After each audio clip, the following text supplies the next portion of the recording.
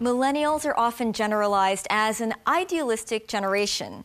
The phrase, "you only live once," typifies their pursuit for the most interesting experiences life has to offer. That said, they're not necessarily known for their financial judgment. Natalie Cheng reports on Hong Kong millennials' saving attitudes and ways that can help them manage their money better.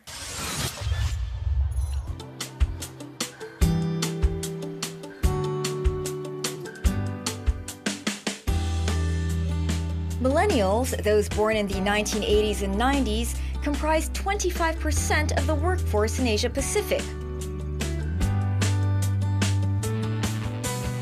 With their disposable income, young people tend to spend more on eating out, shopping, and travel. Saving isn't always a priority.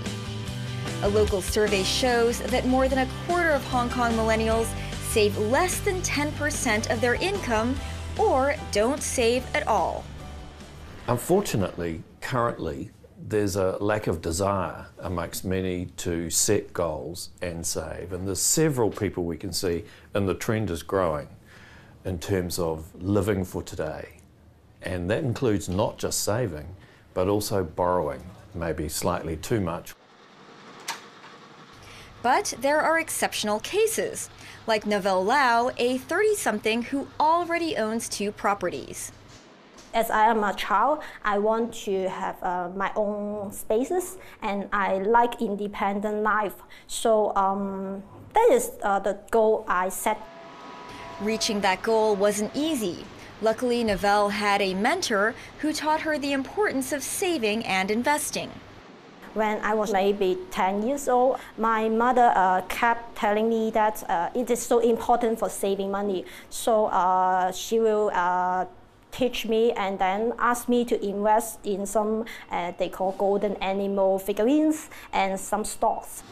Thanks to her mom and all the hard work she put in from doing 2 jobs, she targeted saving at least 25% of her income.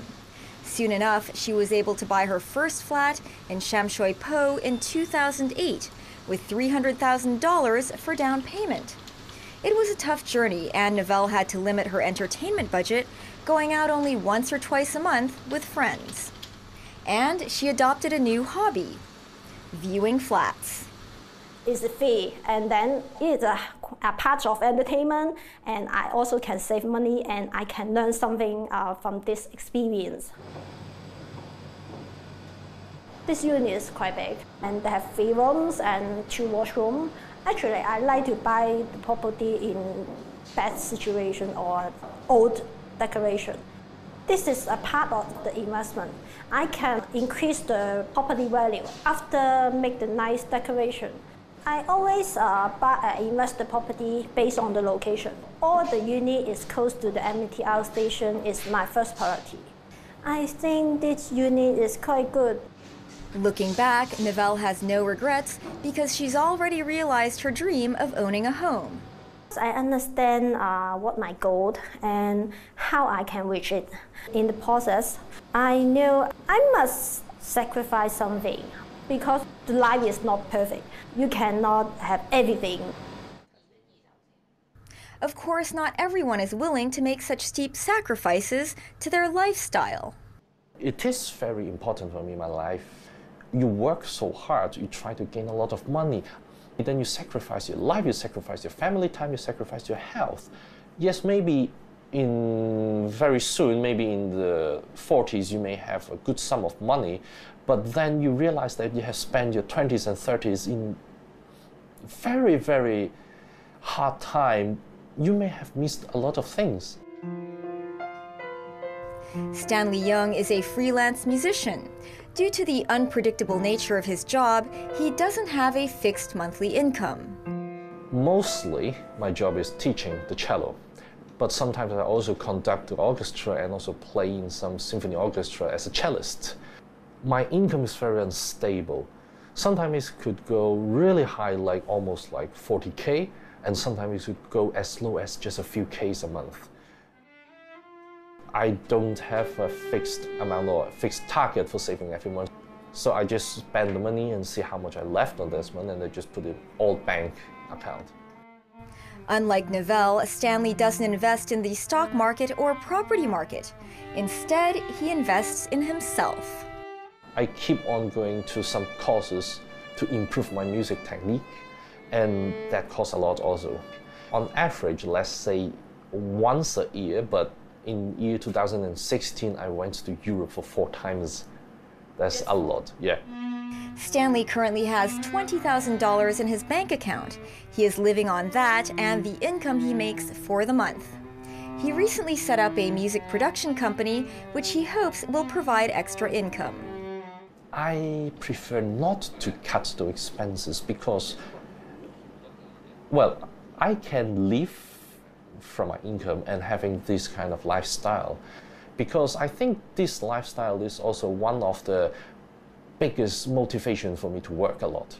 How long does it take for you to download? While some young people may be struggling to budget their expenses, one fintech startup took the opportunity to create Hong Kong's first personal finance app, which was launched in March this year. It currently has 5,000 active users. We found that in Hong Kong and most parts of Asia, normal people don't have the financial tools to properly manage their spending and saving. We also did a survey among millennials, and we found that over 30% don't track their spending and don't know where their money goes. So what we really wanted to do is to create an app that helps people manage their spending. The app links to the user's bank accounts and credit cards, providing an overview of their financial situation. Victor says the app can help users save up to 8 to 10 hours a month managing their personal finances. On the app, users can see what they've spent their money on, and transactions are broken down into different categories. The app also gives users an analysis of their expenses every month or every period, so they can adequately track their spending. But in order to link all the accounts together, the app requires users to input their e-banking credentials. The important thing to note is that our app never stores usernames and passwords on a server. They're always on your device. The other thing is read-only. You will not be able to perform any transactions. Although the app is running on bank-level security, it still poses a privacy issue. The issue around the apps is sometimes privacy and who has access to the data. Before you download it and give that opportunity to access real-time data from your bank account, though, you need to be very comfortable and confident that the privacy in and around your information is protected. Alternatively, users can choose to use the more traditional money tracker apps where they input information manually. While these tools are helpful, experts say it's important for millennials to set financial goals, record their expenses, and learn to invest. I would always encourage goal setting for anything in life. And I think the more you can plan, the better off you're going to be.